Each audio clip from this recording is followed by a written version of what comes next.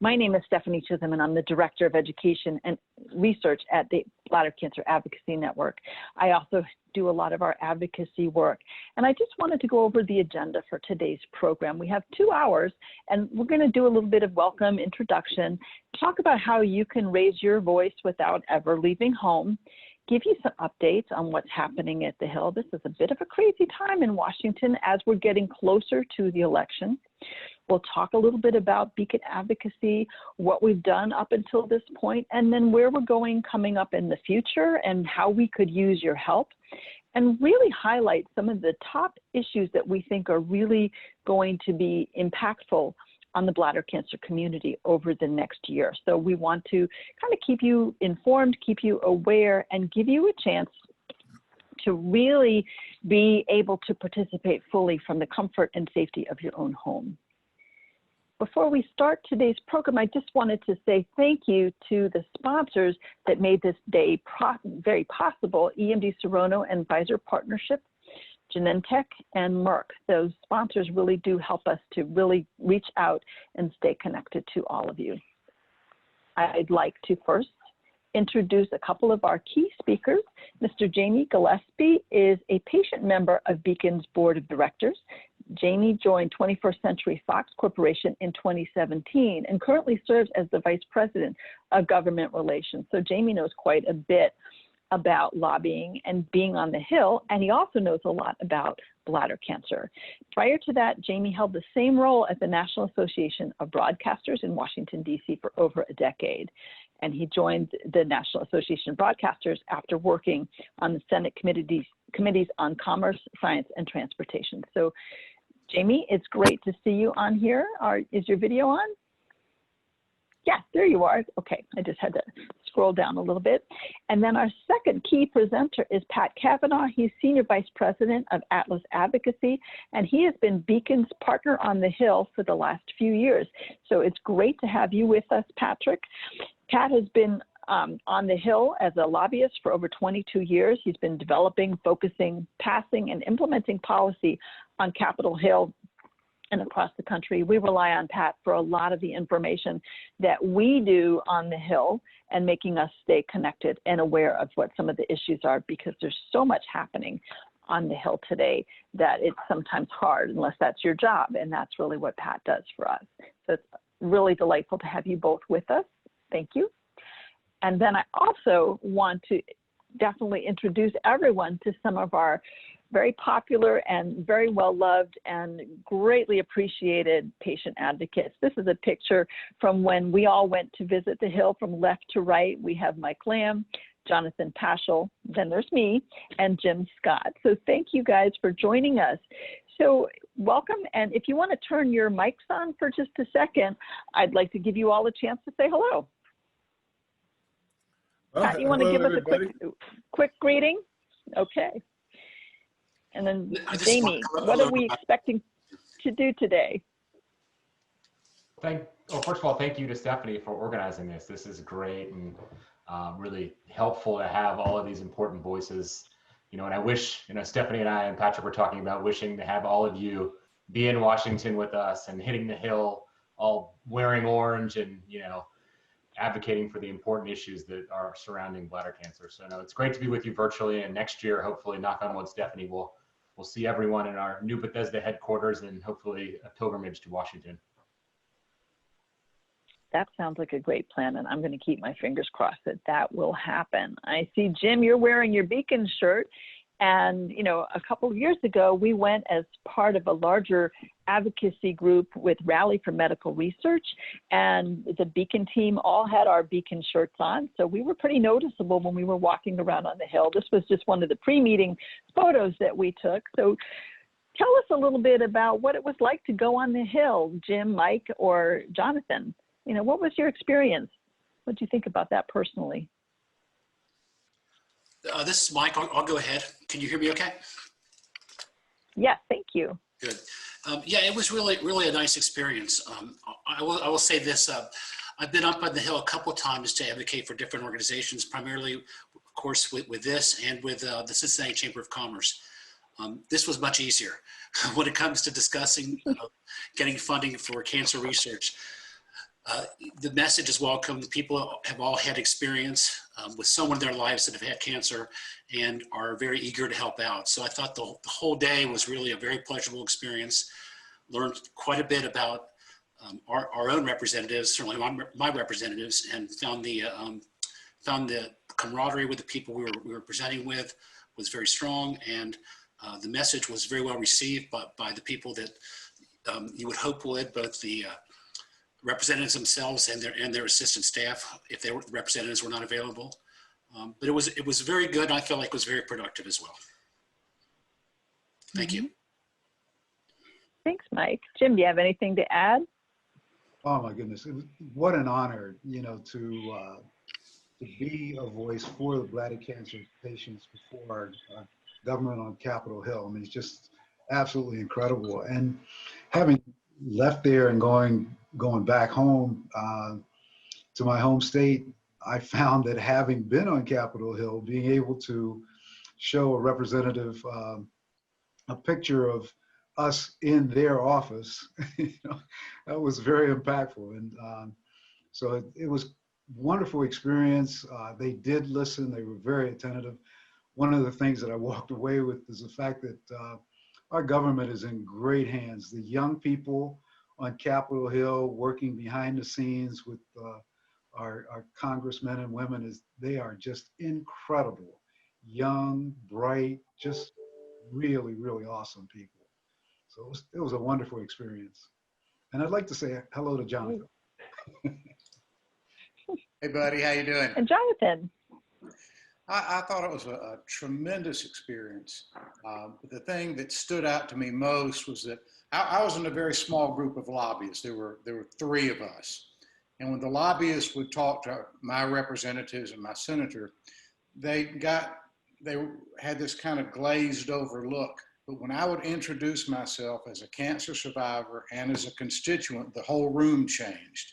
So it's just really, really important that the representatives or their representatives are used to dealing with lobbyists all the time, and they don't really seem to pay an inordinate amount of attention to what they're saying. But when we as constituents and survivors talk to them, they really do pay attention.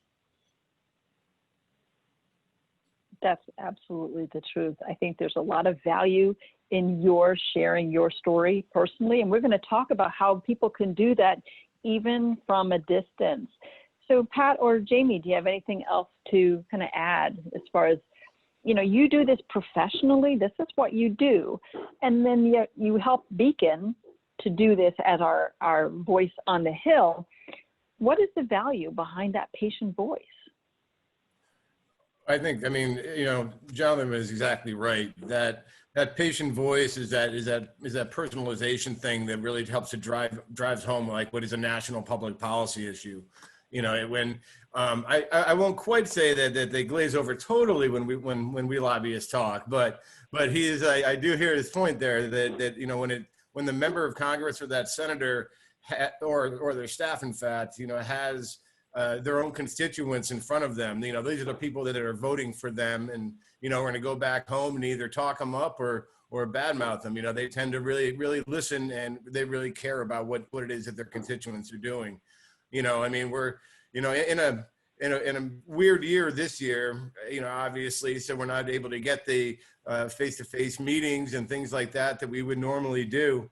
But in a normal year, these guys would be coming up to the Hill. We'd have informational briefings like we're kind of doing with this program today to try to inform you of what the issues are and what to expect as you go up there. We would have a meeting like that all together, and then we'd provide you guys with little binders of information, things that you can go and you can leave behind at those offices, and that will help reinforce your message. We would want to make sure that you guys are, used to talking with everybody and kind of how do you get your message out? As you heard, a lot of the times you're going to end up meeting with the staff up there rather than the member of Congress. But it's really important to remember, it's like, as Mike was and Jim was saying, that the staffers that are up there are oftentimes very, very highly educated. They, may appear a little young as you walk in at sometimes, but, we also find sometimes our doctors are a little younger than we think too. So, never underestimate the, the passion that some of these staffers have. But, you go up there now and it's pretty hard to even get into buildings if you do. It's basically tumbleweeds in the offices and everything else. And Congress has moved on to live and work the way we have. We're all doing everything from afar, and so are they. They've learned how to do their committee hearings from afar. Sometimes they have members in the committee room. Sometimes they're, in their back porch like the rest of us. So, everything's just kind of adjusting, as we go now. But they're still there, they're still working, and we're still trying to communicate with them. So we got to keep these dialogues going forward. Yeah, Patrick, the only thing I'd add on top Jamie. of that, there's 535 members of Congress, 435 in the House, 100 senators. Only a handful of those members are able to serve on committees that truly handle healthcare policy. And so for you as both patients and advocates, it's imperative that you tell your story. You make sure that they understand that this disease impacts their constituents, you, and why they, as the members of Congress, need to focus on these issues. And I think, Stephanie and Patrick will go through some of the details and stats as it relates to bladder cancer, but none of these members know exactly the reach that this terrible disease has on their communities. And so that's your role in this whole debate, is tell your story, make sure that you drive home the importance of all the things that you're saying about bladder cancer, and then make sure you have a hard ask at the end of the meeting. And don't be afraid to make the ask, because that's what they're there for. They're there to take our education and then act on it. Mm-hmm.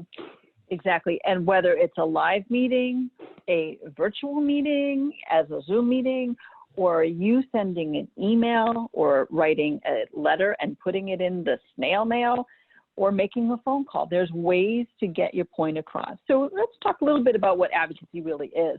And, if you really wanted to look, and I found a definition, it's the process of actively supporting the cause of, or speaking or writing in favor of, or defending or interceding on behalf of a person or a group. In our case, we're advocating on behalf of the bladder cancer community. And it really entails actions to assure the best possible services for, or intervention in the service system on behalf of an individual or a group. So advocacy really helps have our group as the bladder cancer community have our voice heard on issues that are important to us, to protect and promote the rights of the bladder cancer community, and have our views and wishes genuinely considered when decisions are being made about our lives, about your lives. These are really important issues. So Beacon advocates as an organization, and as you heard, they do listen to the lobbyists on the Hill, but they do pay attention when their constituents speak. Your voice and your story are really powerful and very persuasive in getting things changed at the federal and also at the state level.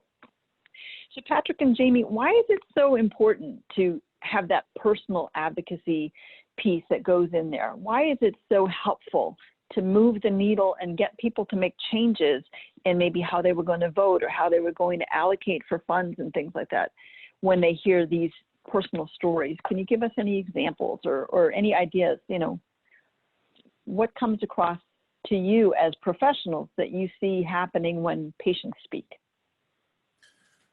Well, I mean, I've worked 14 years up on the Hill before I ever, started doing lobbying and coming back and kind of talking from the other side of the desk. And, I know that when I was up there, and people wanted to come up and they would give you a lot of charts and graphs and policy papers and everything else. But a lot of times it was people that came up and talked about how that issue really impacted them back home in the areas that I represented. At the time I worked for a member of Congress out of Pittsburgh. So, cancer was not something that was unknown in the Pittsburgh region.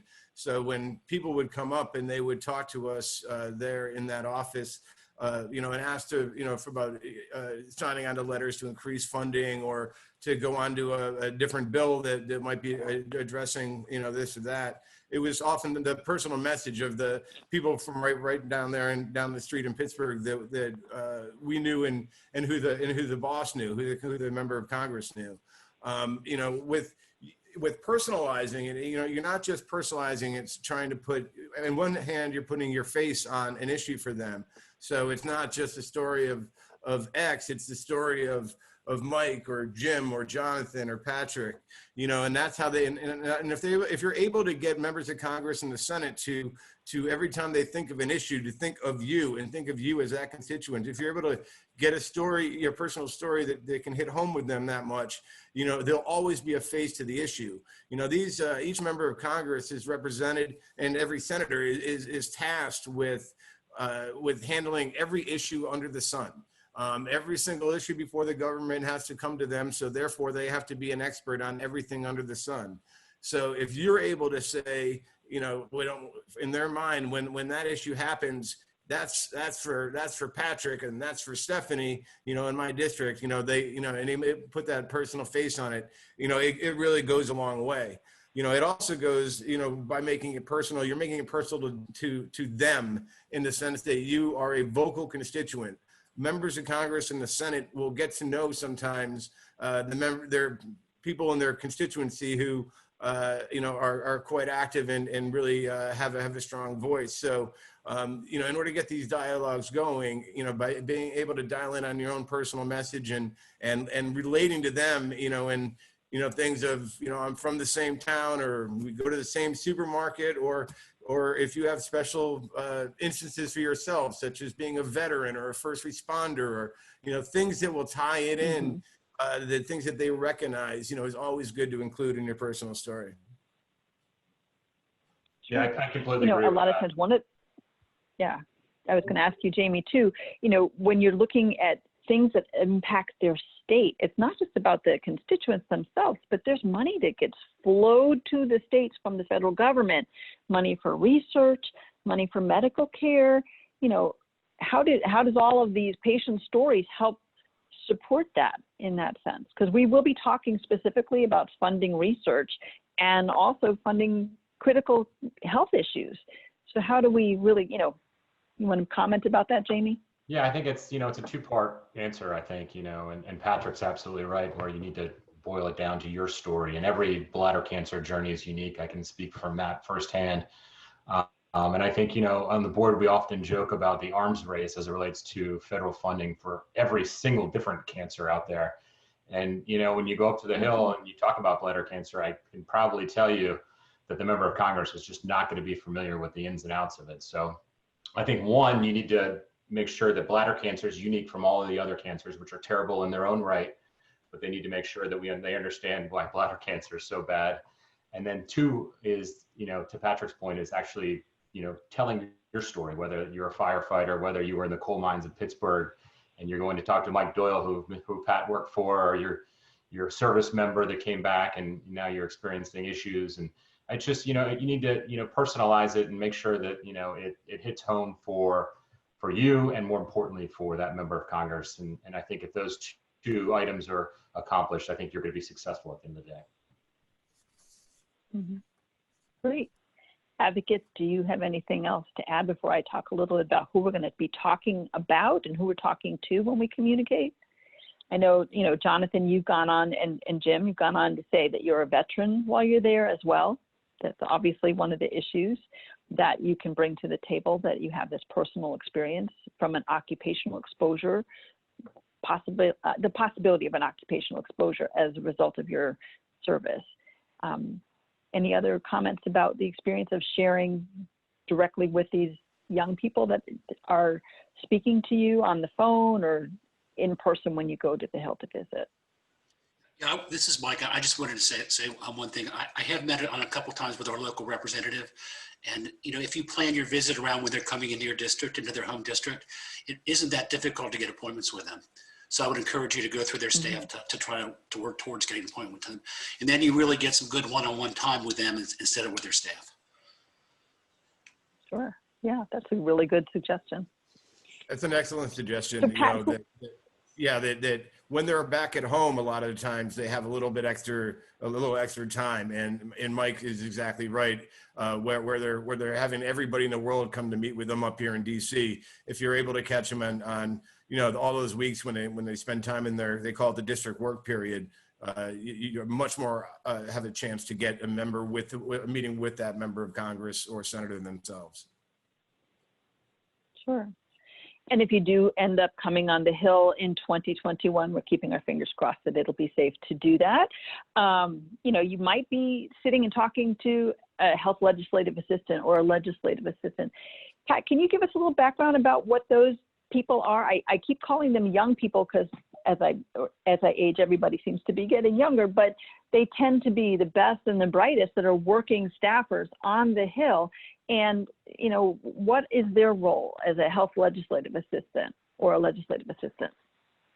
Yeah, well, I mean, if you think about it, like there's with the 435 members of Congress, they, you know, each will have a staff of about 7 to 10 people. And of those, you know, you'll have some people that do scheduling or your chief of staff that kind of oversees everything, but you have a couple core policy people, and it's usually structured around a legislative director and a couple legislative assistants. So, you know, some people, as they get more specialized, they like to call themselves a health legislative assistant, or they, you know, a lot of the military folks like to call themselves, you know, a military legislative assistant. But, you know, those are generally the people you're going to be speaking with. I mean, very oftentimes they may be, you know, well, to give you a wide range, we'll say 24 to 32, you know, but they may have a very broad background. They're going to be the person who is the chief advisor for that issue that you're talking about. So for bladder cancer, you'd want to find out who is the chief, you know, health policy advisor for that member of Congress or for that senator. Those folks, their role is basically to, you know, both act as a clearinghouse and to act as an internal advocate, you know, within their office. You know, they take a lot of meetings the member of Congress or the legislator will not be taking, but they also choose, you know, a lot of times have a lot of saying in which meetings those members and those, you know, senators do take. They're also the chief person that legislator usually trusts to talk to, you know, and be on their side when it comes to advocacy. So these are the people that are usually meeting with both sides of both issues, and they're the ones that the member of Congress or the senator are mostly trusting. So when you go into these offices, you know, and if you find you know, somebody you think is a little bit, you know, young, you're not being shuffled away to somebody, to the wrong person. You are most likely actually talking to the chief policy person for that legislator. Yeah, and those are the trusted advisors that they've hand selected to help kind of funnel all of this information into the digestible pieces that they need to make the right decisions, right? Right. So, you know, in crafting your story, it's really important. As we begin to talk about some of the key issues, it's always really helpful to tie your story into whatever the issue happens to be. And I'm going to just move ahead just a little bit to say that there is some ways that Beacon can help you strengthen your story. One of the things that you will be getting right now through the chat feature is a link to the American Cancer Society Cancer Facts and Figures. And it always helps to throw some information, some data, some factual information into a conversation that you might be having, whether it's via email or a written letter or a phone call, or someday a live patient coming to the Hill type of visit. And one of the things that's in there that I think really helps to strengthen your commentary when you're strengthening your story is on table 1, you can see how urinary bladder cancer is kind of related to all the other cancers. I just snipped a little piece of this, but you can see that in 2020, they're estimated to be over 81,000 new cases of bladder cancer diagnosed in the United States. And of those, almost 18,000 people will pass away as a result of their diagnosis. And, you know, you can compare it to other cancers. So we typically talk about bladder cancer as being the 6th or 7th most common cancer that nobody ever talks about. So bringing in some facts helps to strengthen your discussion, helps to strengthen your story. And one of the ways to actually bring it home, I think, really is to go and look specifically at table number 2, which lists all of the cancers that are really popular within a state, not popular in a good way, by the way, but more prevalent in a state. And it definitely shows you where your state ranks compared to other states. So let's say you're in California, you have among the highest actual rates of new cases of bladder cancer anticipated in 2020. And maybe you're from Delaware and you don't have nearly as many. And again, I just included a snippet of these just so I could fit it on the screen, but it's all in this information that we're providing. It never hurts to throw some facts in there. So when you compare rates, it's really important to, talk about the fact that in your state, this is the impact that it's going to have on a number of people, and you're just one of them. And these are just the new cases.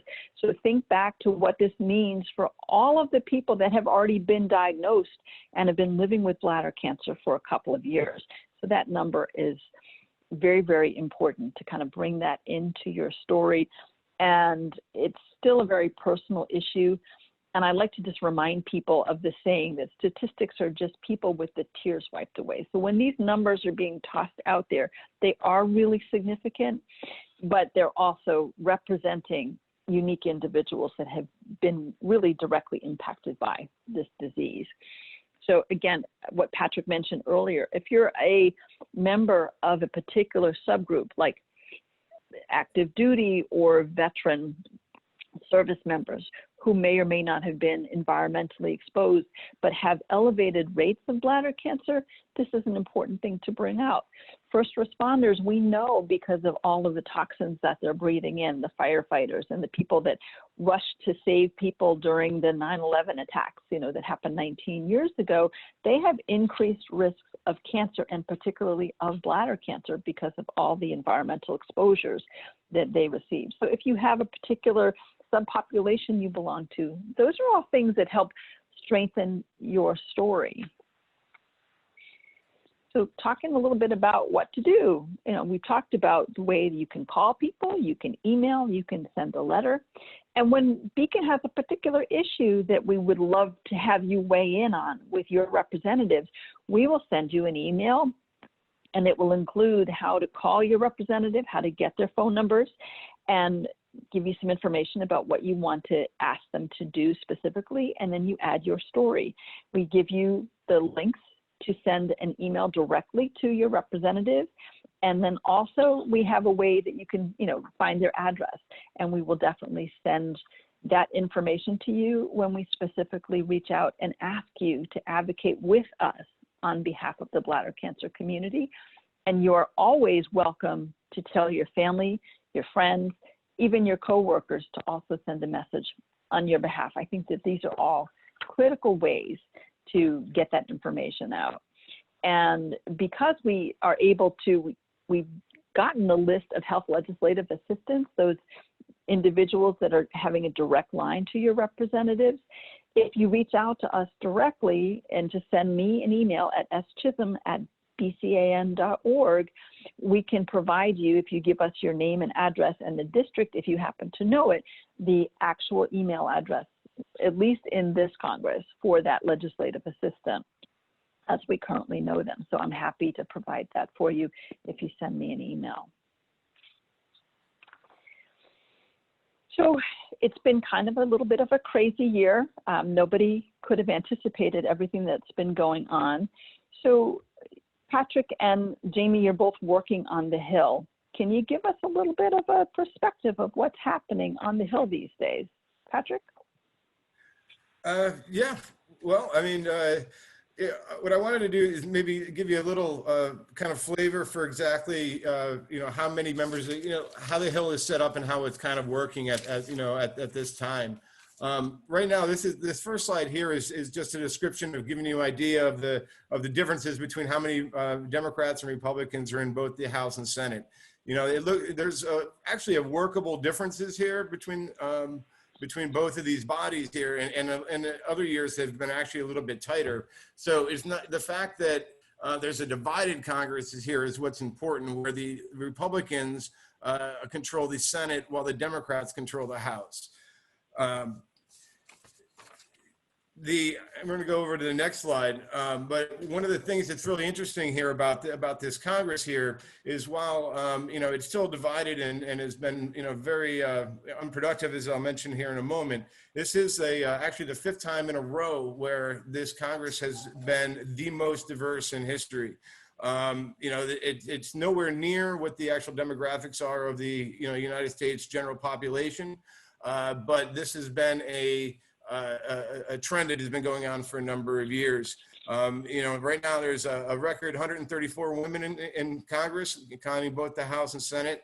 There's a very popular T-shirt during election time that says, women's place is in the House and the Senate and the White House. So you've seen that has really changed a lot here over in the last couple of years.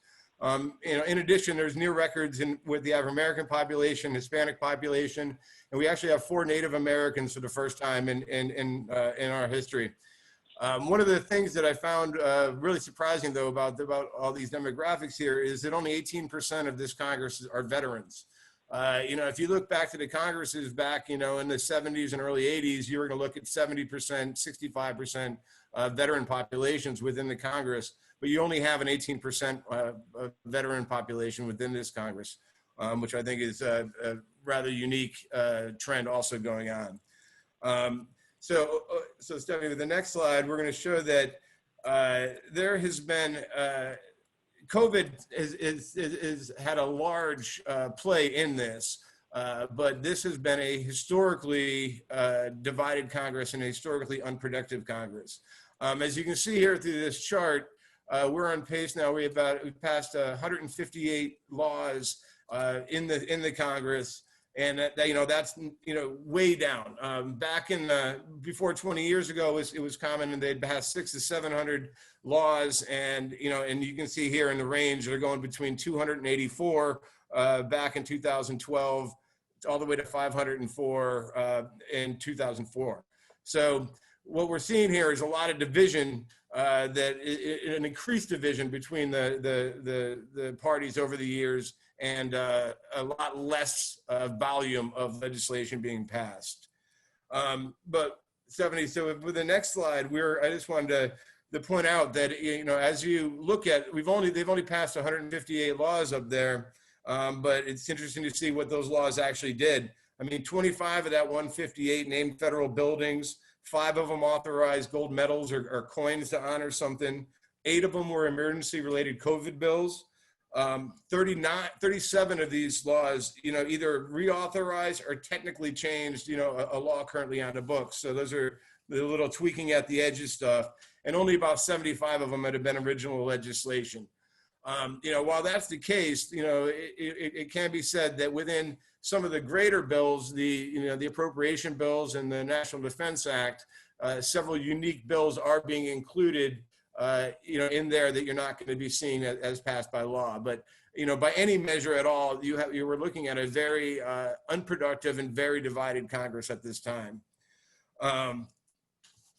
I should also note, by the way, that they have not passed any of the 12 appropriation bills, which is one of the things that Congress has to do every year. So the funding of the government itself, they haven't, through both chambers. The House has passed, I believe, 10 of 12, but the rest of them are just sitting out there. But while Congress has been this divided, what we have is a extremely active federal administration here with the Trump administration. While most, while executive actions in that don't have the force of law, the way that a law passed by Congress has, this is the tool that the administration has used, when he's become frustrated with the Congress here. So, I mean, as you see here, like within the 116th Congress, which is the current Congress before us, each Congress is a 2-year period. They've passed a total of 721 laws, while the president has done over 1,580 executive actions.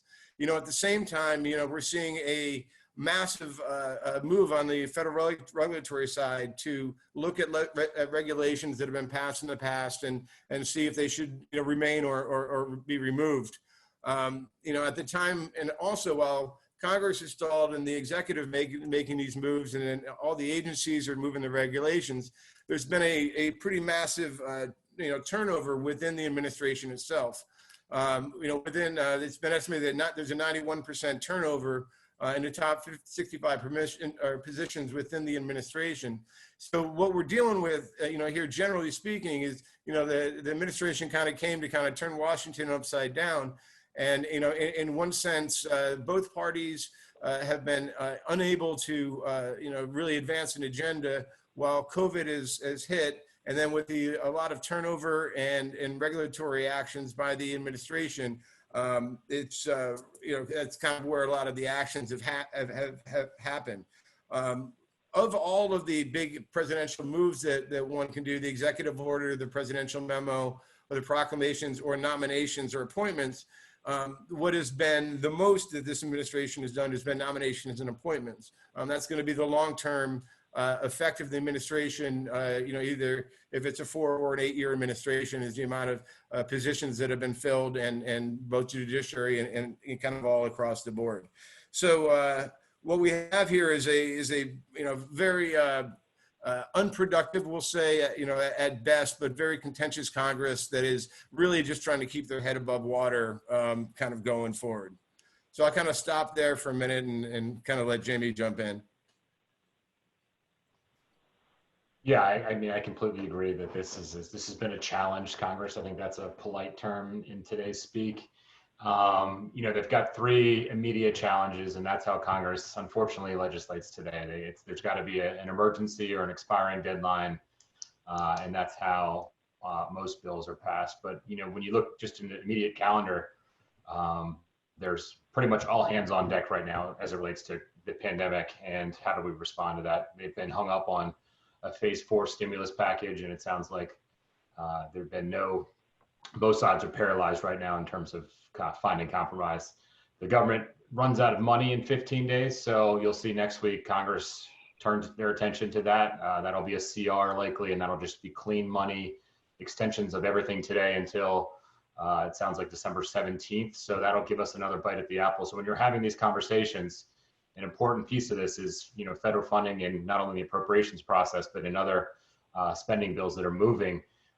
It'll be likely that in a lame duck Congress, so after the elections, that November to the new year period it's called a lame duck Congress. There's going to be an appetite and an ability for, depending on what happens with the elections, because there's different scenarios if Democrats win or if Republicans win, about the productivity that would likely take place from that event. But there'll be an opportunity for us to go back and say, we need X in this moving vehicle, and that'll be, obviously the groundwork for that ask will be laid during your advocacy visits right now. And then obviously the kind of the elephant in the room is the election, which is in 59 days. And so, in years when elections are in front of us, there just tends to be less productive Congresses, and that's just the reality we're facing today. So I think, one thing we can encourage you, the advocacy and lobbying is a long-term game.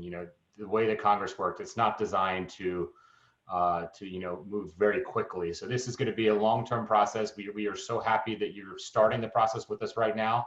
And unfortunately, as Stephanie's talked about, we're going to email you. We're going to stay as in close contact as possible because this is going to be an evolving process for all of us. Yeah. So we've got just, a few weeks until the election. Obviously, there's a lot of rhetoric going around right now, and then just about 4 months until the 117th Congress is sworn in. So what are your thoughts? Do you think there can be anything accomplished? Here's some of the things that we see that need to be attended to before the end of the year and before, even before the election. Do we think anything is officially going to happen? And certainly we'll talk about ways that we can have an impact on some of these things. Yeah, Democratic leaders met for the first time in person yesterday, and I think the headline that came out of that meeting was that Nancy Pelosi intends to keep the House in session for as long as they can come to an agreement on a stimulus phase 4 package. With that being said, both chambers, so the Senate failed to advance a bill last week that was, I think, a little under $1 trillion in emergency relief spending. The House passed a bill in May that had almost $3 trillion. So you look at the gap and their inability to just bridge any compromise on these issues. I don't, in a nutshell, is that it's very unlikely that anything significant happens before the election. With that being said, again, as I just mentioned, there's a couple different scenarios of how productive the lame duck Congress could be. And I think then at that point, that there'll be some moving vehicles. The CR will only likely go into the middle of December. So there's going to have to be further action there and further steps taken to keep the government up and running. And so I think there'll be opportunities later in the year. Mm-hmm. So yeah, there are many opportunities, as you're saying, to intervene in the process. You know, it's not that somebody just has an idea and then boom, it's suddenly a law. There's a lot of things. So Pat, can you talk to us a little bit about, you know, the different processes and how we can intervene along the way as we get through all of this? Yeah, absolutely. When I bring people up to the Hill, I like to kind of make a funny comparison that the 535 legislators in Capitol Hill are kind of like 535 McDonald's restaurants. You know, in every restaurant you can get a McDonald's, you can get a hamburger and fries. In every office you can get a bill and a political debate. But after that point, the differences are different. You know, some McDonald's have a playground, some have have bars on the windows. So you kind of all have the same things here. But as you're relating your stories to people and moving things forward, I'll always try to look at that individual legislator. But for Beacon right now, what we're looking at, and for the general legislative process, if we have an idea that we bring up to the Hill, there's multiple steps where, or if we hear of things that are coming down the path, there's multiple steps where we're going to have abilities to touch base and respond to that. During this process going forward, especially in the next year or two, we mentioned, we'll be sending you guys notices and letting you know when are some of the appropriate times to be reaching out, and we'll kind of try to lead you through this path. But just to give you an idea, when it comes to passing a law, there's about 12 different times that you're going to have the ability to kind of reach in and get your points across and try to affect where it goes. So from coming from the idea to the time when a bill is written and formally introduced to Congress, then it has to go to the committees and that's in each chamber. So what's important, and for as Jamie was saying earlier about, there's a couple committees that are really important to our particular issues. Those generally speaking would be, on the House side would be the Energy and Commerce Committee. It has a health subcommittee, and over on the Senate side, it's the HELP Committee, which it's literally called HELP, and it stands for Health, Education, Labor, and Pensions. But there's also things that would matter to us that we would see in the tax policy, under the Ways and Means Committee or the Finance Committee in the Senate, and certainly under the appropriations. So, as you go forward, if you find out that your personal member of Congress or your senators are working on, the health, committees or the appropriations committees or something like that, let us know, because we're certainly going to want to have you reaching out to them. But once the committees get done with their work, they're like kind of a mini Congress. They pass it on forward, and then you go and you have the debates in the House and Senate floor. There's opportunities to weigh in there, and then then since each bill typically is not identical from each chamber, they have to go to a conference committee where they blend and they come up with one single product. At which point you'll have another chance to go and influence it on the House and Senate floor before it's signed into law. And if there's still upheaval over a bill, there's times to fight for a veto, or you can later on during the regulatory implementation.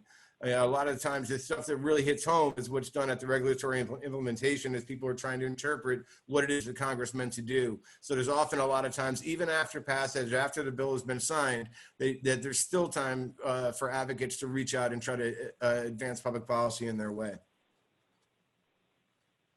So we do have still opportunity before the ink is dry on a bill to intervene and make sure people understand what the impact of these decisions really is on the bladder cancer community.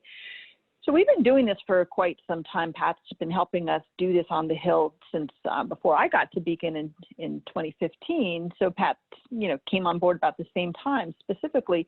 So let's talk a little bit about some of the successes. We've been working, on your behalf on the Hill for quite some time. Sometimes patient advocates have joined us on the Hill, and other times it's just been us working through Patrick and, sending out e-blasts and asking you to send letters. And we get copies when you hear back from your representatives. So it's really encouraging when we get that feedback from you, because it does mean that you're getting answers and that, our voice as a collective community is being heard. So Pat, let's talk a little bit about, the efforts that we've made to increase federal funding. Yeah, thank you, Stephanie. As Stephanie mentioned, the increasing of funding for bladder cancer research has been one of the prime focuses, of our federal outreach over, since I've been working with Beacon. One of the places, as a smaller organization, there's a lot of a much larger with dozens of times the budget type of organizations, working within the overall healthcare space. So, for us as a smaller, more nimble organization, we try to really focus on where we can make the most impact. So one of these places is we've identified that within the Department of Defense, there is a program that was born out of the Agent Orange experience, and it's called the Congressionally Directed Medical Research Program. That particular program has been turned out to be very popular in recent years and has grown tremendously over the past 4 or 5 years. It is now worth about a $1.1 billion program within the Department of Defense. And this particular program does a lot of high risk, high reward type of research that NIH might not normally be doing. It is absolutely fabulous steward of the public dollar and very highly watched and respected group. Within this funding, within this program, there is a subcategory called the Peer Reviewed Cancer Research Program. And what we've been able to do is make sure that bladder cancer is individually authorized within that program. And we have to do this every year. Every year, there's a new pot of diseases that could be, within here. So we must go in there and advocate every year for inclusion. As a result, and we've been in there every year since 2016. We are in the bill again this year. The bill is not yet passed Congress. It's some of that funding that Jamie was referencing earlier. But we are in the bill this year, so that streak continues. And it has generated $22.8 million in direct bladder cancer funding. That is money that there was zero chance it would have happened if it wasn't for Beacon's advocacy. So we can see some of the good successes here we've been able to do. In addition to that, we are hoping, and we think that we've done a lot of work with our research community to try to increase the amount of applications that go to that program. And as a result, we've shown a very strong demand within our research community for additional funding. As a result, we have been working with a Congresswoman, Julia Brownley, and Congresswoman Brownley has been pushing to establish an individual $10 million funding account within that program going forward for bladder cancer exclusively. Some of the larger, more well-known cancers all have their individual funding lines. They've been able to advocate their way into this. Between this, we've been working with Congressman Matt Cartwright from Florida, from Pennsylvania, and Congressman Dutch Ruppersberger, who is from Maryland. They've been our champions along with Congresswoman Brownley. But this has been a very, very strong success for the bladder cancer community. In addition, another thing we've done is we've worked a lot on just trying to raise national awareness. As you all know of Beacon's Shine the Light campaign and things like that we do. As a component of that, each year in May, we try to introduce a bill before the Congress that highlights bladder cancer. As you mentioned before, that we're, I mean, as a cancer that is 7th in diagnosis occurrence, but in the mid-20s in federal funding, you know, we just want to take every opportunity we really can in order to, you know, try to, you know, keep our cancer in the minds of those legislators as we go through the whole process.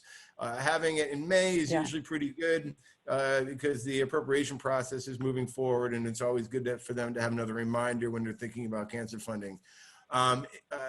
Senators Chuck Schumer and former Senator Johnny Isakson from Georgia have been our legislative champions there, you know, on helping to raise the awareness piece.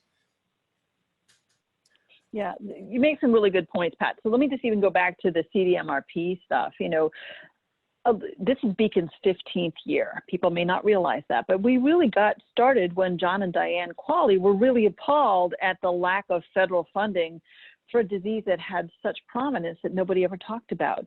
And that was partly how Beacon came into being, is they were really surprised that there wasn't any federal money going into research. There's a lot of federal dollars that go to institutes of health, to you know, the CDC, to National Cancer Institute. And, you know, again, now with this congressionally mandated Department of Defense research support, there was very little going, there was nothing going to bladder cancer. So we really did work to get on that list. And now we are working really hard. And we'll talk a little bit more about some of our initiatives that we're moving forward with later on. But we do have programs that we've done to help encourage more researchers to get involved and to ask for these funds. We've done webinars with the program officer from CDMRP to help inform and educate the research community on how you apply. And it's really kind of gratifying this year. They've actually added a category for behavioral health research where they've actually stated that you have to have patient advocates on your planning committee. I'm really excited that our advocates, and we'll ask them to talk a little bit more about this a little bit later on in today's program, have been invited to be part of the review panels. So they're sitting in this case, the virtual room this year with all of the PhD and advanced degreed scientists and bringing your voice as a patient advocate to these committees to say whether this research is going to be impactful or not. So we're very excited at the advances. Our goal obviously is to not necessarily have to struggle to make sure that we're represented on this list, but that we ultimately can be what they call a line item. So that's really important to us. You know, raising awareness. Our walks to end bladder cancer happened in May. This year, of course, because of COVID, we had to cancel them, and we've had to cancel the ones that we tried to reschedule for the fall. So we do have a walk coming up on October the 3rd, and I'll share some information about that as we get a little further along. You know, the other thing that we do, Pat is part of this program as well. We want to ensure, obviously, that Beacon has a seat at the table, and we participate with a number of other organizations that have similar interests. So for instance, we're part of the One Voice Against Cancer, the OVAC group, and we participate annually in the Rally for Medical Research, where all these patient advocacy groups come together to make sure that there's funding that goes into medical research. We're part of the Defense Health Research Consortium. We work very closely with the American Urological Association, which is the professional medical association that addresses the needs of urologists around the country. And we're definitely part of the Veterans Health Council. We're very much engaged in making sure that bladder cancer has a seat at the table. Sometimes Pat and I go to these meetings on the Hill, and other times we just listen in on Zoom calls as it goes on, just to make sure that our voice is represented. We sign on to some of the letters that all of the organizations are collectively proposing to the legislators to make sure that they're aware of the issues of patient advocacy groups and also of cancer-related organizations. So we're definitely part of that. So, you know, there's only a couple months left, Pat. We're going to be talking about where we're going forward. You know, we've got a few months to still raise our voices, but what are we planning and how are we going to get people to help? Yeah, well, I mean, we have a couple main things. We're again going to be pursuing this the CDMRP funding. We're going to be hopefully going to be a little bit more successful, and we're going to be looking to all of our advocates to help reach out and let their members of Congress know how important it is that the individual $10 million funding line is established next year. We are also planning, we'll be again introducing the awareness resolutions in both the House and Senate. But we're also going to do, at the beginning of this new Congress, we're going to have a freshman legislator reach out, so, for all of you out there who will have a freshman legislator or somebody who may be a freshman this year, meaning their first term, please reach out and let Stephanie know. We're going to want you to help us with this reach out. We'll be sending letters introducing Beacon to each of these legislators who are coming into office. While a lot of people have the, oftentimes right impression that members of Congress and the Senate stay up here for way too long, there recently has been a very large amount of turnover, relative to average.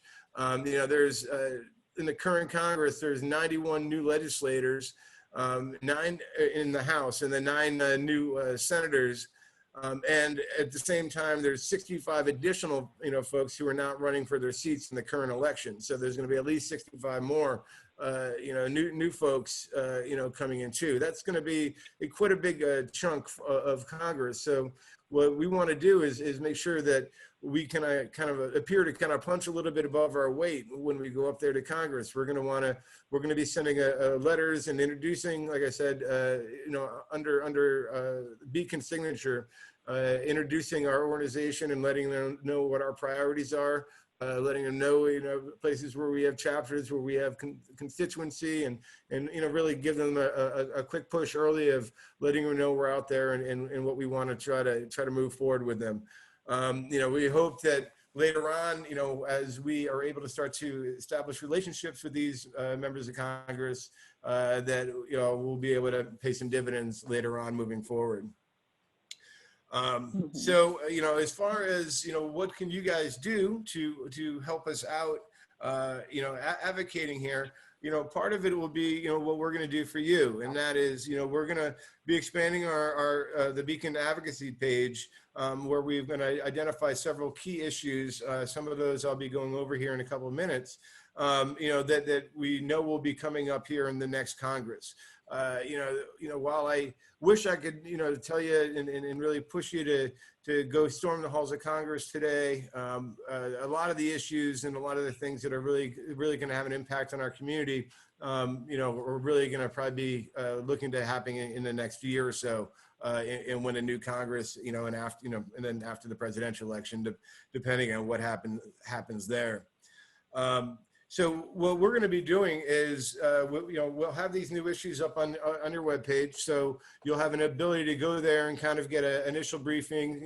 I know one of the things that's often hard to go when you want to go and reach out to Congress is knowing kind of what to say and what the background is, and making sure that you come off with the information that you need. So we'll be providing that there on the webpage. There'll be several of these one-pagers.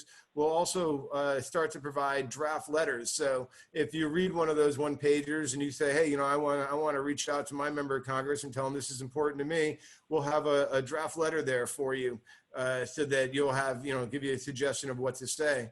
You always want to incorporate your own personal story into those draft letters, but, we want to give you some suggestions to, kind of make it as easy as possible for you, kind of going forward there. What else are we going to say here? So we're also, there'll be the cancer facts and figures post that Stephanie has shared with you here during this call, will also be up. Basically, the main things that we're going to be asking you to engage in are going to be things that are related to the funding, asking them to support our awareness letters. There'll be things related to, could have to do with Agent Orange, burn pit for some of our service members, or or back around to, other key issues. Yeah. But, and one other thing is just to make sure that, when you're reaching out, encourage your family and friends to reach out too. If you can immediately get 5 or 6 friends to reach out, that's, really great. Mm-hmm. So, and definitely there's opportunity if there are other issues that you feel are really important that Beacon should be paying attention to. There's an opportunity in the follow-up survey to evaluate today's program where you can submit those to me so that I can get those to Patrick and he can help us build a case for some of these issues as well. So if you have any ideas and things both at the state level and the federal level, then I think that would be very helpful. So, there are a number of different steps, and Patrick has helped to draft something that we can, ask you all to do right away. We'll help you identify the member of Congress and who your senators are, and, give you a chance where you can go online and bookmark their web pages. That usually gives you the contact information that you need to get in touch with them. And as I said, if you need to get the particular health legislative assistant, send me an email, Stephanie S. Chisholm at bcan.org, and I can get that information for you. Write down your story, a couple of things, just a short paragraph to make sure that you are, going to make sure you put the right information into your contact when you go and you reach out to them, whether it's by phone or email or snail mail. We are giving you, and it'll be coming through in the chat page, and it's on our website as well, information sheets about the key issues that we're going to be talking about in the second half of today's program. And then, giving you a draft letter, which is something that we're putting into the chat feature. It's in a Word document, so you can copy and paste and add your story and then turn it into an email or a written letter that you sign and put in the mail, and it'll eventually make its way through the U.S. Postal Service to your representatives. So there's lots of different ways to do that. And, here's what we've identified so far. We've narrowed it down to just 5 issues that we could talk about today. And one of the top issues that we wanted to bring to your attention, obviously, is Beacon supporting service members who've been exposed to occupational and environmental risk factors. Keeping our ear to the ground and watching for legislative things that impact our service members is really important to Beacon. We work with other groups like the AUA, as well as ASCO and other groups that identify key issues like the Defense Health Research Council that are definitely impacting our veterans, and we weigh in whenever it's important for our community. And we're very concerned about a couple of key issues. So Pat, you want to cover just a few things that have been going on with this in terms of the Agent Orange issue? Yeah. Well, this is the issue that never seems to go away, we'll say. But back in, as Stephanie mentioned, back in 2016 and then again in 2018, the Institutes of Medicine report recommended adding bladder cancer, Parkinson's-like symptoms, and hypothyroidism to the list of presumptively caused diseases from Agent Orange. In response to the first years in 2016, David Shulkin announced that he was the secretary of the VA at the time, announced that he would have a decision, by that November. But it was actually not until the next October of 2017, that he finally announced his decision that he was going to include these things within the VA. There is a problem with that, is within that time frame that he waited to make that decision. The Agent Orange Act, which had the governing authority for him to be able to presumptively list this, expired. So he no longer had the authority to do what he had just announced that he was going to be doing. So as a result, and there's huge concerns over in the VA and some circles that this is a possible huge cost, as you can imagine, with if it's extending a new benefit to 190,000 veterans. The cost concerns are really big there. In fact, when Shulkin sent this over to the Office of Management Budget, which is the place where his recommendation was going, Mike Mulvaney, who would later become one of the president's chief of staffs, blocked it due to these cost concerns. It's looking that this will easily cost between $1.3 billion and $1.5 billion, going forward. So there's been some strong concerns there. In relation to this and a couple other things, Shulkin was ousted from the VA in March of 2018, and the current this current secretary there, Secretary Wilkie, has not acted on this yet. In January 2020, there were 100 members of the House and 42 senators wrote to him asking for the push to get this included, but no response has been given. He told the secretary told the House Veterans Affairs Committee in February that he was working on the issue, but he didn't use it. He didn't include it in any part of his testimony. So it's usually an indication of how important it is if he wasn't going to have it in his testimony. Congress has really been rip roaring mad about this. At least on one of the sides. As a result, there has been a bill that was called the Fair Care for Veterans Act that was introduced by Senator Tester.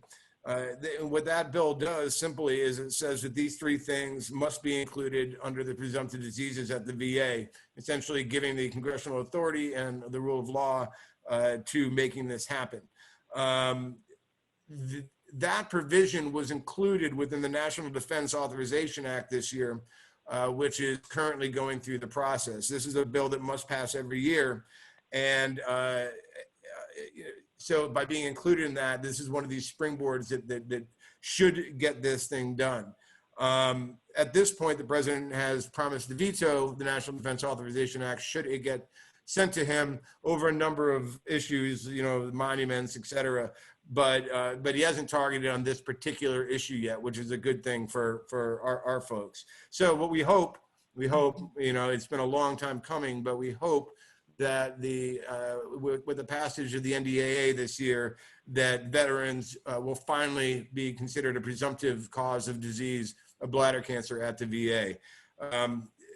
There seems to still be opposition within the administration, like I said, mainly on cost concerns right now, but hopefully, this thing is starting to move forward. Going into next Congress, if it's not done, we're certainly going to want to kind of, light up the phones and do everything we can as an advocacy organization to get this done. Sure. Jim, you're a veteran and you were in the Vietnam era, so you're in touch with the community. You want to quickly say anything to add to that? What's going on in the veteran community? What are they saying? And how should we as an organization be involved with moving this forward? Yeah, there's a lot of concern and being involved or getting involved with the veterans organizations here in the Michigan area. I'm finding that there are more people finding that they do have bladder cancer and concerned that there is no funding or limited funding. I've been very blessed to get supplies from the VA for my ongoing needs with not having a bladder, but it's very concerning. And I would have hoped by now that they would have passed something, because there are an awful lot of people out there. I've talked to Navy and Air Force vets, he said, oh, that Agent Orange thing, that was just for you guys on the ground. I said, oh no. I said, think about this. It's you guys that service the aircraft, that carry the Agent Orange, the people that move the barrels, all the supply chain, everything, everyone was, in contact with this Agent Orange in some way from 1961 to 1971. Over 20 million gallons of this stuff spread in Vietnam. So it's just absolutely horrendous. Right. Here are veterans who are affected, 50 years later and still waiting for some type of compensation to help them to get through the rest of their lives. Mm-hmm. It's definitely a big issue. It's even beyond the Agent Orange. It's all those herbicides, those chemicals that people were exposed to. And, just to kind of keep moving on this, veterans on active and our service members on active duty in the war on terror, this is another thing. It's not just men, but it's women as well. And, we know that a recent report, and we'll be doing a program on veterans around Veterans Day with Dr. Steve Williams.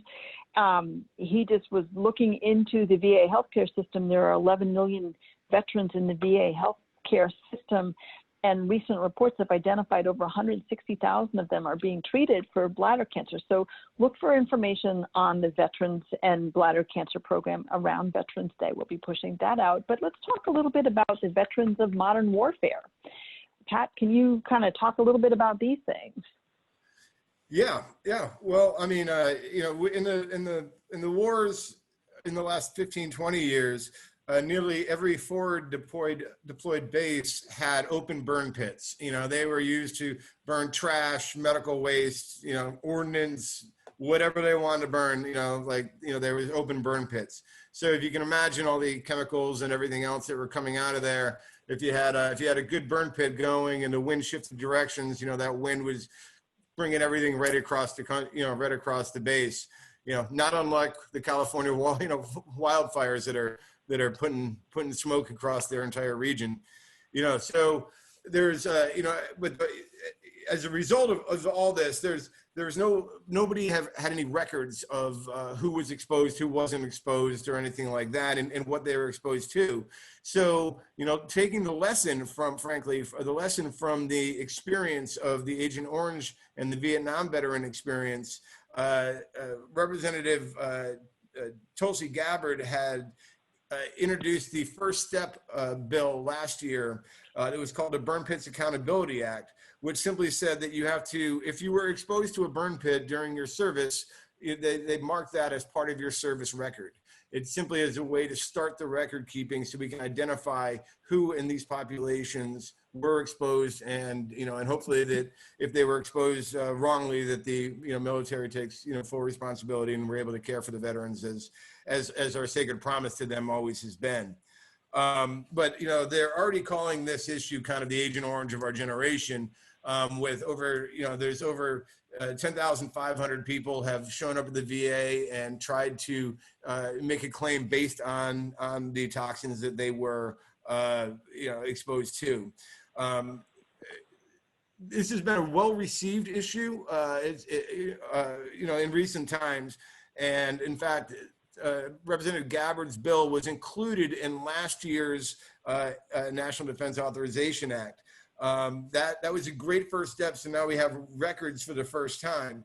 But this year, we're trying to take this to a secondary step where Representative Gabbard joined forces with Representative Brian Mast and both Ohio senators, one of each party there, in Sherrod Brown and Rob Portman, for a second step bill, which is the SFC Heath Robinson Burn Pit Transparency Act. And this is going to require the VA to document, track, and report to Congress on all cases of burn pit exposure. And it improves data tracking and accountability while providing additional information that will eventually be used to provide linkages between that exposure and eventual claims. So what these bills are doing are setting up for the first time the groundwork that has been established for Agent Orange exposure victims, for these current soldiers coming back. We are, as an organization, have been supportive of both of these efforts. And, this is something, unfortunately, this second step, the Heath Robinson bill, was not included in this year's NDAA. So that while we took a good first step last year, it's kind of stalled this year. So looking forward on the calendar to next year, this will be reintroduced earlier in the year, and we will be sending out notices asking, for your support and helping us build support for this. Patrick, may I make? So, again, anybody to add feedback? Definitely, may I add something? Jim, did you want to add something? Mm-hmm. Please. I would encourage anyone and everyone out there, if you know a veteran who has been exposed, in years past or frequently or recently, please have them register with the VA, apply, and don't let the application lapse. You know, keep applying every 12 months if that's what they require, because once they do pass these bills, everything will be retroactive to when you made the initial application, as long as you did not allow the application to lapse. Mm-hmm. Yep. Yeah. Jonathan or Jamie or Mike, anything else to add? Nope. Okay. Well, then look, we have more to talk about. There's a lot of issues. We only picked 5. So let's talk about the next issue that we have on our agenda, that we have provided you with some basic facts. There's a 1-pager in there.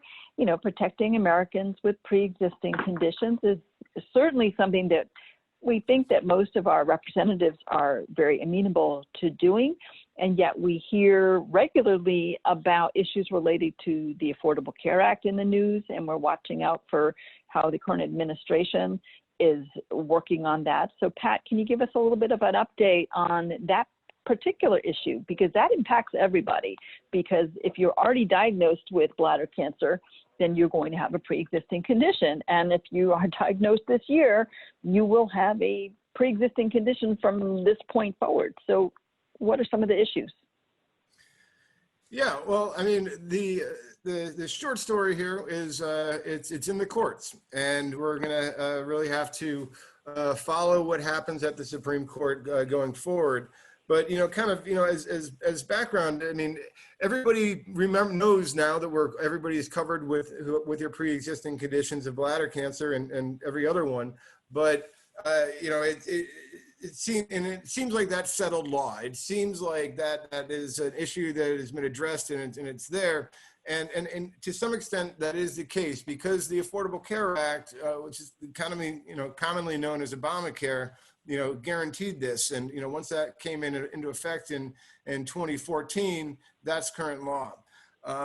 You know, however, there's been challenges, like ever since the ACA came into effect, there have been legal challenges on its constitutionality, and there's been, I mean, dozens of legal challenges, dozens of attempts on the House and Senate floor to change, improve, weaken, strengthen, you know, trying to kind of move this bill around. But where we're at now is there's a current legal challenge that is likely to be held. The court is likely to hear this case on November 10th. And it's likely to give a read on this case, and I'll tell you about what the case is in a second, you know, next spring. So, you know, basically what's happening is the last time a major case got to the Supreme Court ruled on this, was in 2017. And it was Chief Justice John Roberts, kind of who led the majority on this, and he said that the ACA was constitutional because that Congress has the right of taxation. So as a result of the Chief Justice's ruling, the Congress then at that time, it was a Republican-led Congress, they immediately passed a repeal of the taxation ability. So repealed the personal mandate, as everybody remembers. And by repealing that, what they essentially did is they took that down to $0. So immediately then, the Trump administration and 18 attorneys general, led by the state of Texas, filed a challenge to the ACA, saying that the court's former ruling no longer applies because now there is no taxation due to the individual mandate being repealed. So that's what's up in the air right now.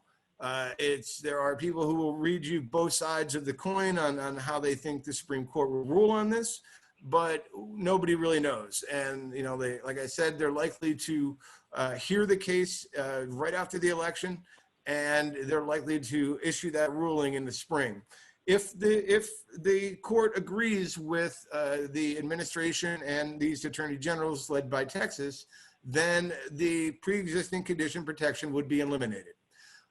This happens to be about the largest political football, you know, kind of out there, and is kind of going, both sides both sides are promising that no matter what, they will take care of pre-existing conditions. But right now, there is no backup plan. If the ACA is ruled unconstitutional, that protection is eliminated, and Congress will have to put another law into place. So we're kind of just looking and keeping an eye on that one. As you can imagine, this is a major deal. What we would want at this point is to let members of Congress know that you would be personally affected by any changes to this. And no matter what that Supreme Court does, that we want to ensure that pre-existing conditions are always protected going forward. This will be one of these issues that we will encourage you probably a couple of times over the next year or two to really try to hold your legislators' feet to the fire on this one. Make sure that what is promised is delivered, and make sure that we have a chance to, we're able to, ensure that this protection is not something that's thrown out by a courts or kind of left to the wind. It's way too important. So like I said, everybody out there on the political realm says that they want to protect this, and they're going to take care of everybody no matter what happens. So we want to make sure that we are in fact taking care of them. Right, and that is actually part of that draft letter that we provided to you that you could use to contact your representatives. Jamie, you have anything else to add on that whole pre-existing condition? No, I think Patrick covered it all. All right, advocates, anything before we move on? Because we've got 3 more issues to cover before the end of today's program and leave time for the question and answer. No? All right, we're going to move on.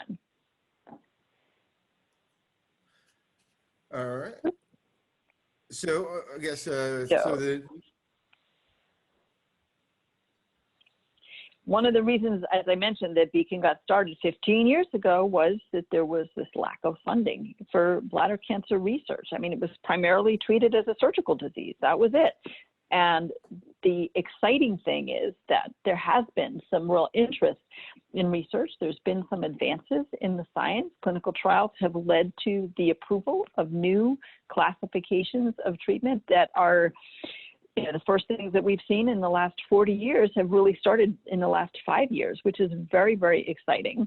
And over the years, we've pushed for more funding to ensure that scientists and clinicians are able to understand how bladder cancer forms and what we can do to prevent it and how we can improve the outcomes based on the treatment. So this is a really critical part. This is one of the 3 pillars of our mission. Advocacy is one, education is another, and research is the third.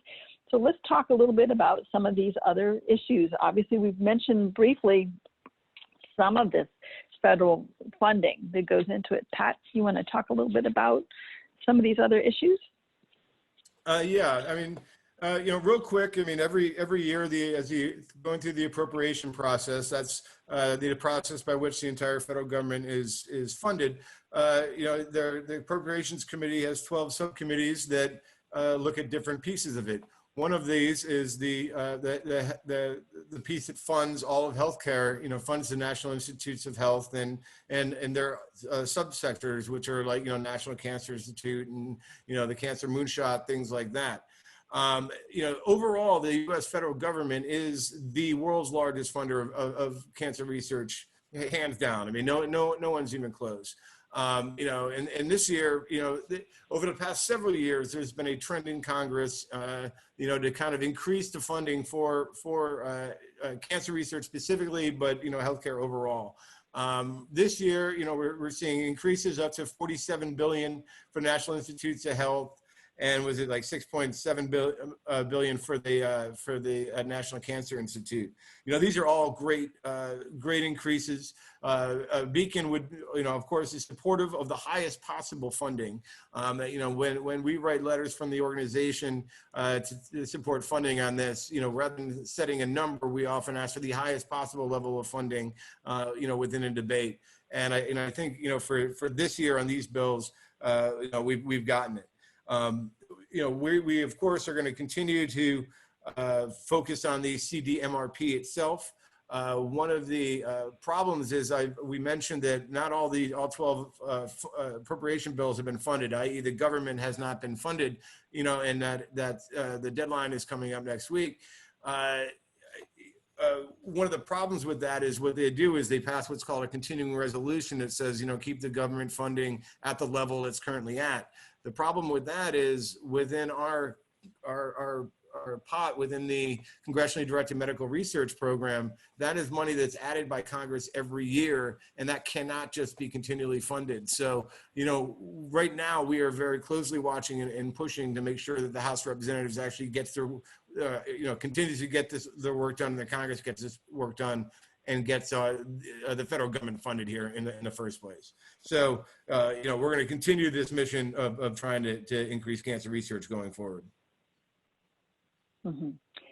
Every year Beacon has research awards. We give away, we award, we don't give it away. We expect some return on our investment, over $450,000. That's a drop in the bucket compared to the money that's being spent on the national level. And I think it's really important. So the other thing, obviously, is the same thing that we talked about earlier with the Department of Defense congressionally mandated research program. It's obviously been increasing over time. This is a really encouraging thing. We've been working very diligently to make sure that that money is being inclusive of bladder cancer, and certainly that we get a bigger piece of the pie every year. It helps to have more people looking for a bite of that pie. So we're really working hard to do that. So Pat, what are your thoughts on this? Well, yeah, it's just kind of what I was just mentioning. We are anxiously hopeful that Congress will get their work done and the CDMRP will in fact get funded this year. It most likely will not be happening until the lamest of the lame duck. There's all sorts of different scenarios between, if this side takes that side or this person wins or that person wins. And a lot of that will be dictating like whether or not Congress is just kind of cuts and runs and goes to the next year, or they have a bigger and contentious fight going forward, on this funding. But our main ask is to make sure that we get these bills funded and passed this year, and not just, punted to next year. Jamie, anything else to add? No, I completely agree with that. And again, I would just emphasize that this is not a short-term project right now. Patrick's point is well taken that, we need to get in this year's budget. If there's a moving spending bill at the end of the day in November or December, we need to be included. But again, in lieu of having this conversation in 6 months again, when this whole process starts over again in the new Congress, the groundwork that's laid right now is so important to our larger goals. And so even if we don't win right now, it's not for naught. There will be another bite at the apple in a very short period of time, and your efforts are greatly appreciated to help those goals. Yeah. So Mike, Jim, and Jonathan, we've nominated you to be part of that review process. Without talking about any specific grants that you're, looking at doing, how does that feel to be part of this process, that you're bringing that patient voice into this research? I think it's, we've done a lot to make sure that we're on that list. And now that we have that space on that list, you guys are helping us make sure that the bladder cancer community is being adequately represented. So, talk a little bit about what you've learned about the process so far in terms of, if the grants come in, you're being part of that review process. Tell us a little bit about that. Well, I've done it for 2 years, and it is the most intellectually exhausting thing that I have ever done in my life. You have to read these grants. The first year I did it, I had to hover my mouse over about 20% of the words to even understand what they meant. And then I had to try to put it together. And before I went to DC, I sat down with a doctor friend of mine and went over pronunciations just to make sure I knew how to pronounce these. All that being said, you end up in a room with 6 PhDs, 6 MD PhDs, 4 MDs, and a lawyer who specializes in writing grants, and me.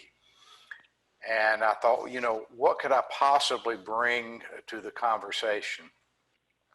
Well, what we bring to the conversation is a patient's perspective. Just for example, and not to tell any secrets, we had one grant that came in, and the discussion was whether we should fund this grant, and it was to draw blood sample, to be able to draw a blood sample and tell a lot of information from it. And several of the researchers said, well, can't we already do that? And the answer was, sure, we can already do that. We can do that with a cystoscope, or we can do that with a biopsy or a CT scan. And so they said, well, let's just poo-poo this and let's get on to something important.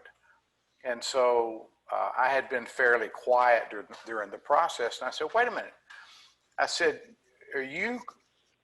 have you people ever had a cystoscope? And they said, no, we just, you know, we read about them.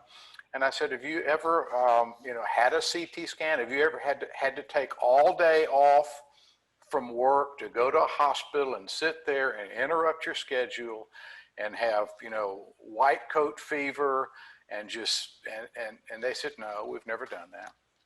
And I said, and you've never had a cystoscope? And they said, no. And I said, well, I'm not going to go into great detail, but a cystoscope is basically where they take a sparkler and wrap barbed wire around it. And anyway, so it's important because these folks, many of them are in cubicles, in labs, and they do fabulous work, and they are geared toward results, but they don't understand the human experience there. And so I've done that for the last 2 years. Jim, I believe you've done it for 2 years. And Mike, you're coming on board this year. And I don't know if I'll be asked to do it again. They've gone through the first round. It depends on how many applications they have. Mike, you've already been sent some information. I'm waiting to see if I'm going to go. But it's just critically important to have patient input into these grants. And since everyone else is muted, I just want to say that is so important to all of us that are in the maintenance of this disease. So thank you so much. Yeah, and it is critically important to ensure that that money keeps coming in so that it is available. Again, Beacon does a really good job of supporting research, but we don't have the ability to support at the magnitude that this grant funding source like CDMRP does. These are $1 million grants easily, and we don't have that capacity yet. We hope to someday, but we don't yet. And obviously, the only way we're going to change the course of this disease and the outcomes from the patient perspective is with more research. So, any other last-minute thoughts before we head back to talk about the next topic? Okay.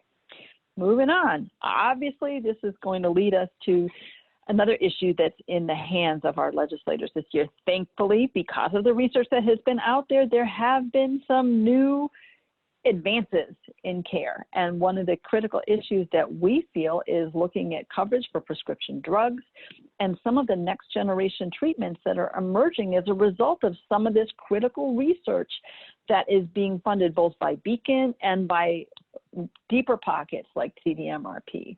So Pat, let's talk a little bit about some of these issues that we're paying attention to and that we would like to get your voice to be part of the conversation on the Hill.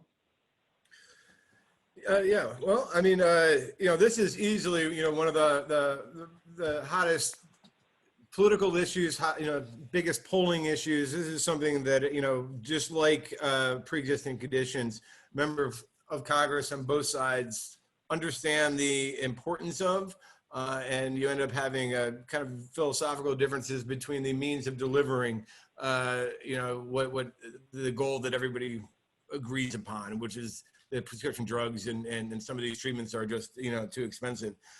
You may have seen in recent news that on Sunday, the president issued a presidential executive order on prescription drugs.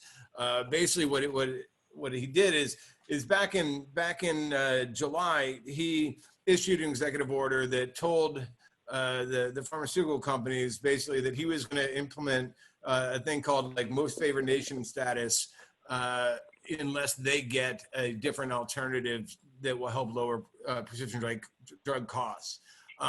He made that kind of threat with an executive order in July, gave them until August, and that deadline came on a Sunday. So therefore, the president implemented this new pricing idea called most favored nation scheme for drug pricing.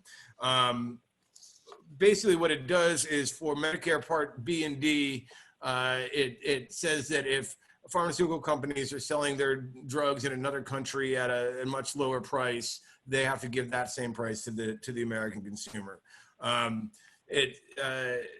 It's really a fundamental shift in the way that this business is done and set up. And it's something that the pharmaceutical companies are strongly opposed to. The president, does really well when he's got someone to fight against. So, him taking on the pharmaceutical companies, I think is something that he was really kind of itching to do going into the elections. Basically, though, realistically, there is no real effect that you're going to see as a result of this order. The order requires the Department of Health and Human Services to create a very elaborate plan for implementing the order. They need to promulgate new rules and really set up the bureaucracy around it. Needless to say, that's not going to happen in a short term, and it will likely be litigated by the manufacturers. So I don't think that you're not going to see anything immediate in your own pocketbooks as a result of the executive order that you might be hearing about.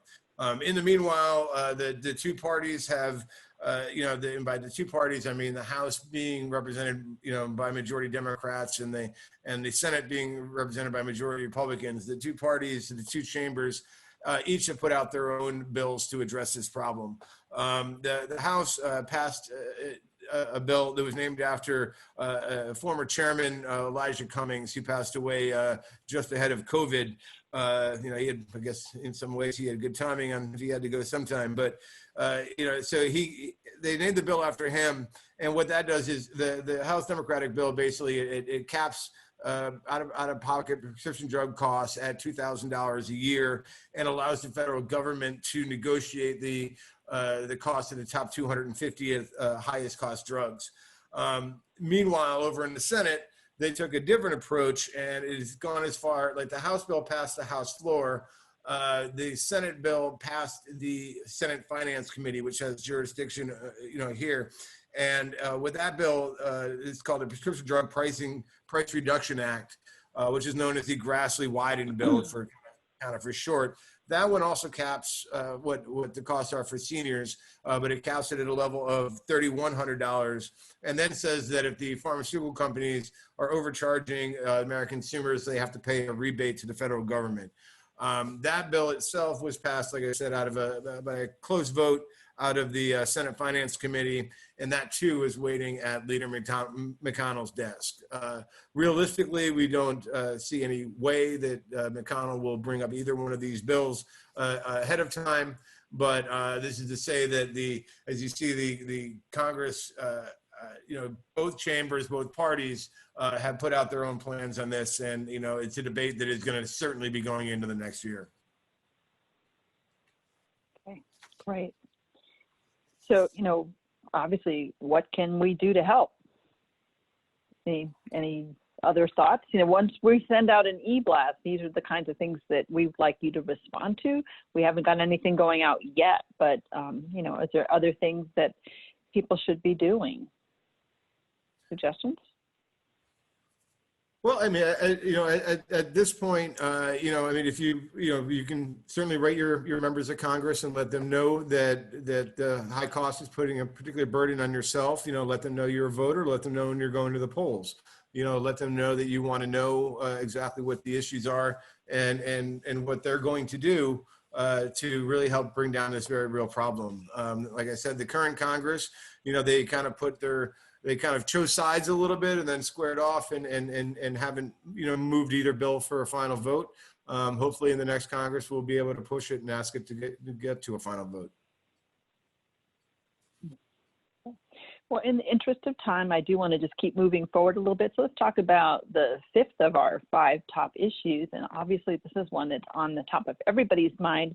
You know, for the past 40 years, BCG has been the gold standard of treatment for high-grade non-muscle invasive bladder cancer. And the majority of patients have that type of diagnosis, and they've benefited from this early form of immunotherapy. And in the last few years, we've been experiencing a shortage of the Tice strain of BCG, which is this weakened form of the tuberculosis virus that's instilled or put into your bladder to trigger your own body to fight off the cancer. And, you know, obviously this is a huge issue for our community in general. You know, the support for increased production and easing the burden is something that Beacon has felt very strongly about for a long time. You know, this has been the primary treatment. All other treatments are held up against as comparative to if it's better or not better than BCG. And, you know, this is certainly a big issue. We've spoken to Merck, who is actually one of the sponsors of today's program, and they have assured us that they are working very diligently to help increase production. This is a global shortage. It's not something that's just local. And the production of BCG, for those who don't understand, is a pretty complicated process. It's not simple. It requires a long period of growth of this type of bacteria on a particular type of potato. If something goes wrong, and this is my very rudimentary explanation, but if anything goes wrong, an entire batch needs to be destroyed.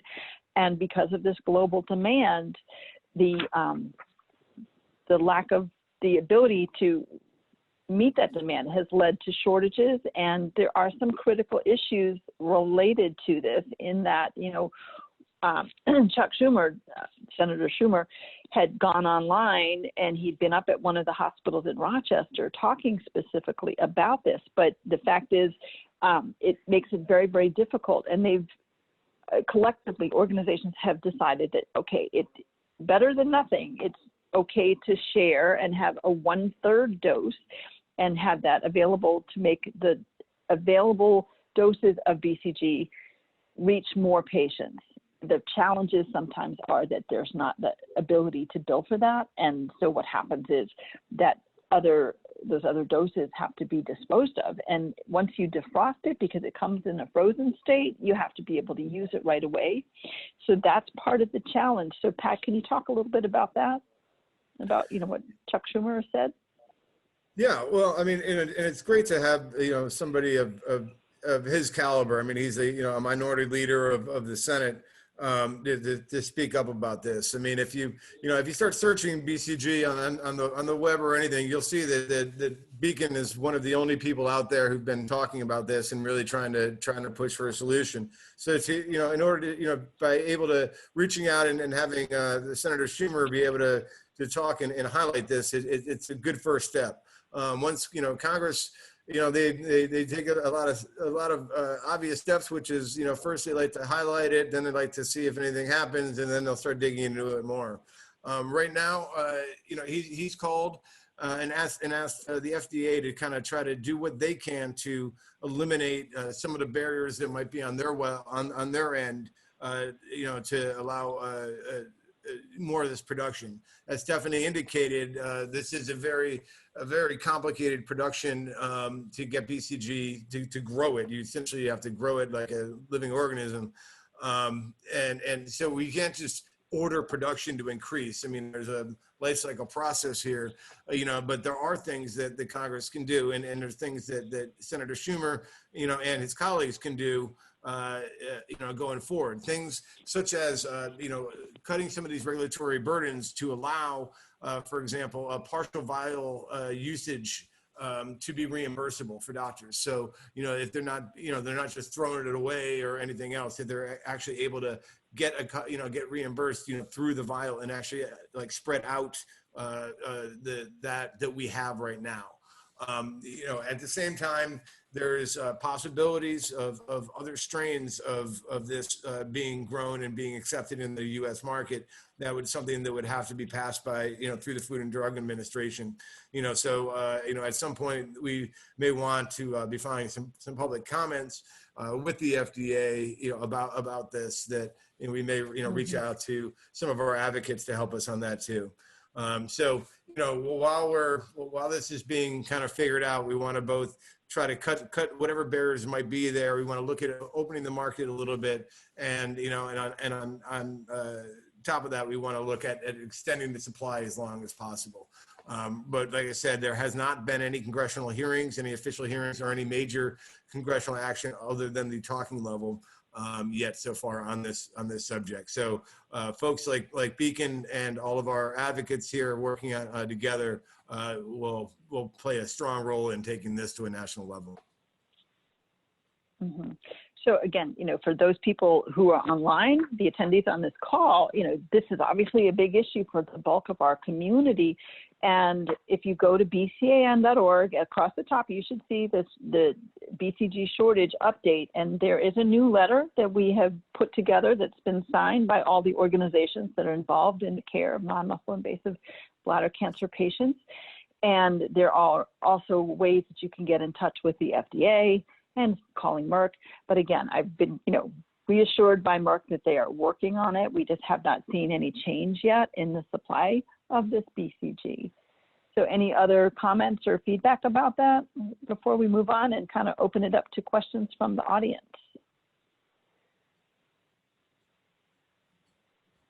Oh, okay, that's a big issue. And again, it's not, we will keep you updated as we find out ways that you're able to bring this in and, weigh in on this on the federal level and even on the state level if there's changes in regulations, changes in billing opportunities.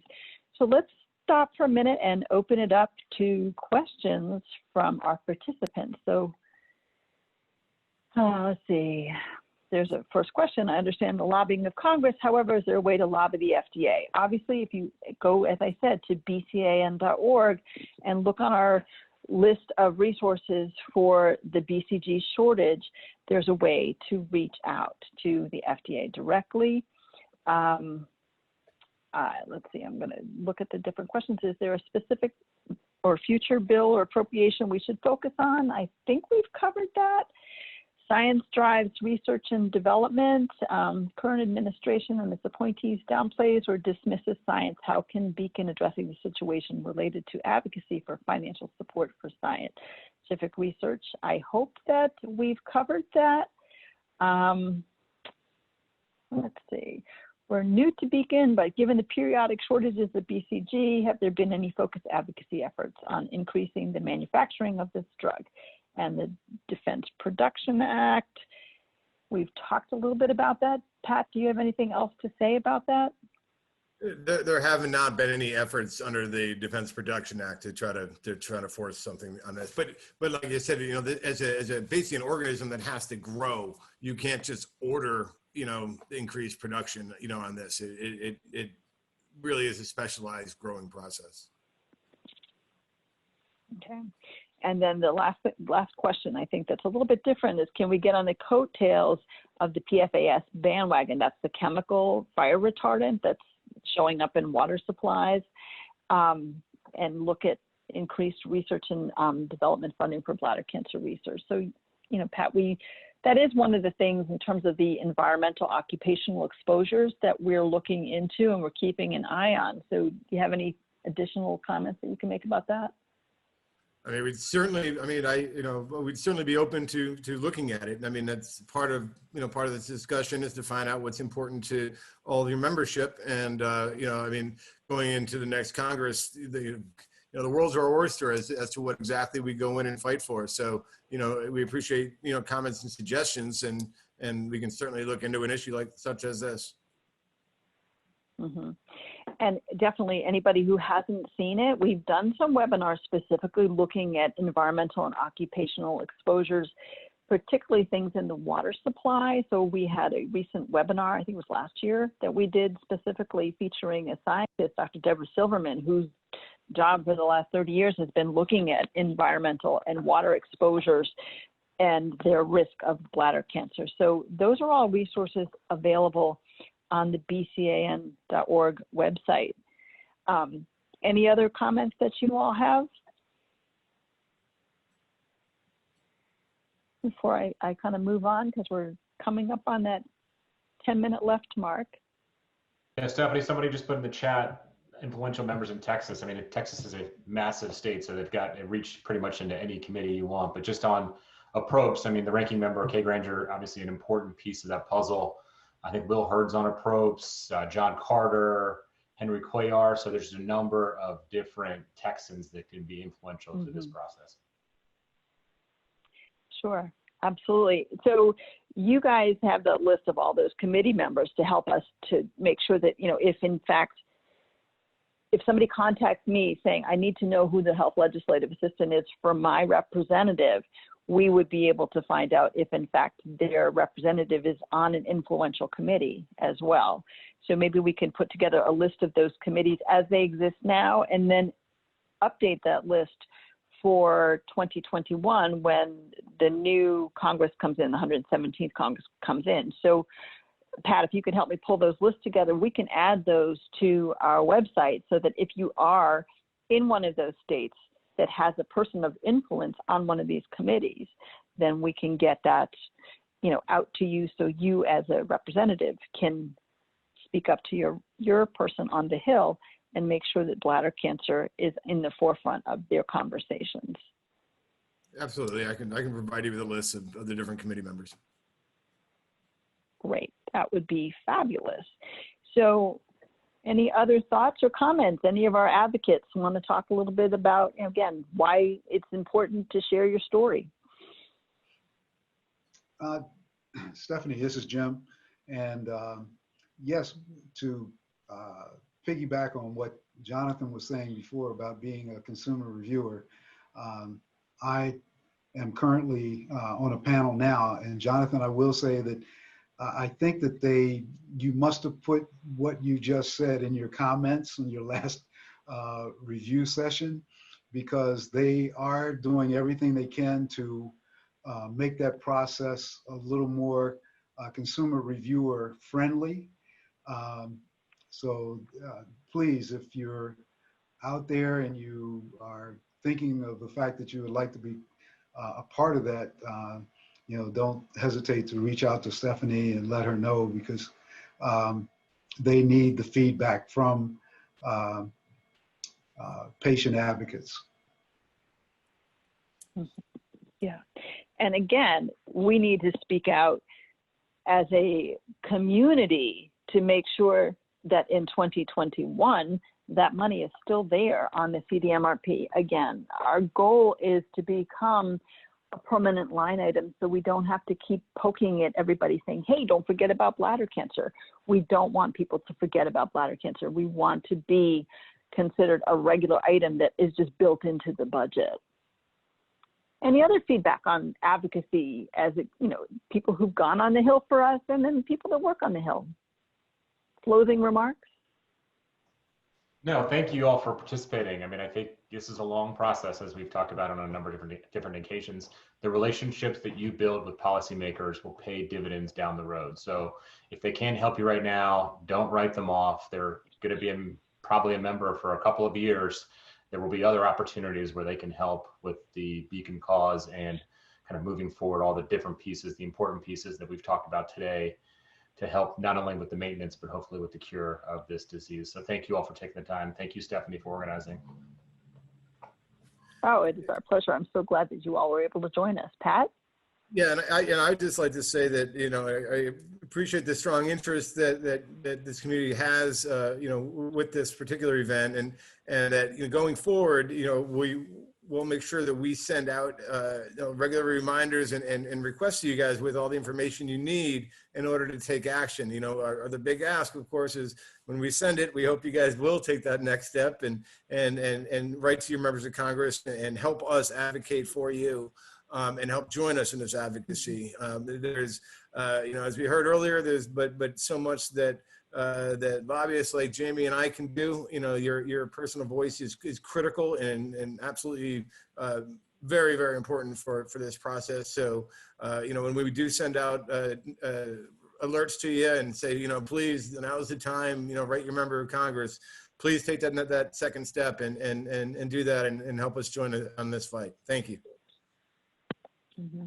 Yeah, and Beacon will continue to work with other organizations to make our voice and the bladder cancer voice be represented at, have a seat at the table. This is really important.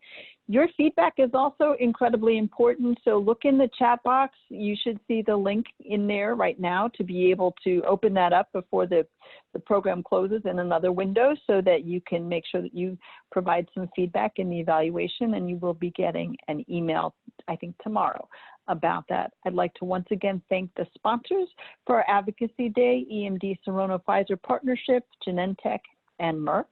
It's been fabulous to have everybody on there. And since we talked about raising awareness, we have two things coming up in October. I did want to just put out a little infomercial about that. On October 3rd, we have a virtual walk. And on October 10th, we have our first ever virtual patient summit, the Bladder Cancer Summit for Patients and Families. And we encourage everybody to visit bca.org/walk and talk to be able to register for both of those free programs, because we really would love to help you be part of the Beacon community, be part of the Beacon solution. This is what we're all about. Thank you all. I thank our patient advocates. You guys were fabulous, and thank you for everything that you've done. I can't wait to be able to help you guys come back to the Hill and to, get another shirt so we can go on the Hill and let Beacon be seen, Beacon Orange be seen everywhere. So thanks to everyone for joining us. I hope that you learned something today, and we look forward to seeing you on future programs. Have a good afternoon. Thank you all. Thank you. Thank you. Bye-bye.